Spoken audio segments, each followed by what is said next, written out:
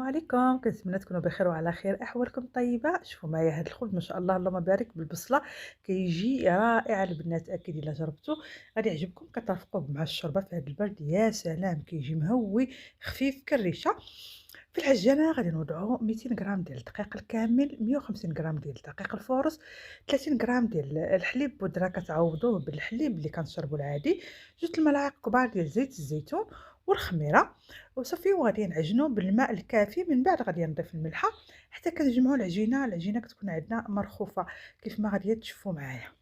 من بعد ما جمعت العجينة تيكون هذا هو القوام ديالها، كتكون عندنا مدلوكة مزيان و وخفيفة، شوفوا معايا كنتيريها راها ما كتقطعش، هذا هو القوام ديال العجينة اللي خاصكم تحصلوا عليه. صافي غادي نشكلها على شكل كرة وكنخليوها حتى كتخمر.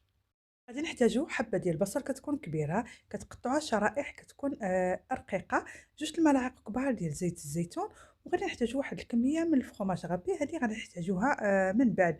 أول حاجة غادي ناخد مقلة غادي نوضع فيها زيت الزيتون، البصلة غادي نضيف عليهم الملح والإبزار، هادو هما التوابل اللي غنديرو، وغندير كلشي فوق النار يعني حتى تنزل ديك البصلة كتعسل لينا كيتغير اللون ديالها كيولي بني على هاد الشكل. غادي نوضعها في هاد الجبانية وغادي نخليوها تبرد وغادي ندوزو إن شاء الله باش غنحضروا العجين ديالنا. من بعد ما كيخمر العجين كيتضاعف الحجم ديالو اللهم بارك اللهم بارك، غادي نغبروا سطح العمل بقليل من الدقيق، غنحاولوا نحيدوا من داك الهواء اللي تيكون في الداخل اولا داك الغاز، غنشكلها على شكل كره كيف ما شفتوا معايا، وغادي نبسطوها يعني غنورقوها على شكل دائري، ما غاديش نحتاجوا المدلك، راه العجينه عندنا مرخوفه، وغادي ندخل فيها ديك البصله على هذا الشكل، يعني غنحاول نثبتها مزيان، غادي نضيف في الاخير الفرماج، وغادي نحاول نعجن كل شيء، هي غادي تقطع لكم العجينه ولكن راه عادي سي نورمال. من بعد غادي تشكلوها على شكل كرة كيف ما غادي تشوفوا معايا، ومن بعد كنعاود نبسطها على شكل مربع كيف ما شفتوا معايا، وغادي نبقى نرولي وانا كنسودي حتى كنوصلوا للراس، وتنقلب الباكيت وكنسوديوها من تحت مزيان باش ما تحش لكم في الفران، تيكون هذا هو الشكل ديالها.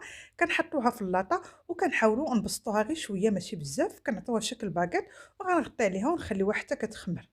ومن بعد ما كتخمر نضاعف الحجم ديالها، غادي ندهنوا لها الوجه ديالها بالحليب اولا قليل ديال الماء، وغادي نفلحها، غندير جوج تفليحات وغادي نغبرهم بالدقيق، يعني غنغبرها من الراس الاول ديال الباكيط ومن الراس الثاني، والوسط غادي نزينوه بالزرارع، وغادي ندخلوها الفران ان شاء الله، ومني كطيب تيكون هذا هو الشكل ديالها. وكتخليوها حتى كتبرد تماما، عاد كتقطعوها ترافقوها مع الشوربه اولا الحريره، يا سلام تذوقوا الطعم ديالها، تنقدموها بالصحة والراحة، إلى اللقاء.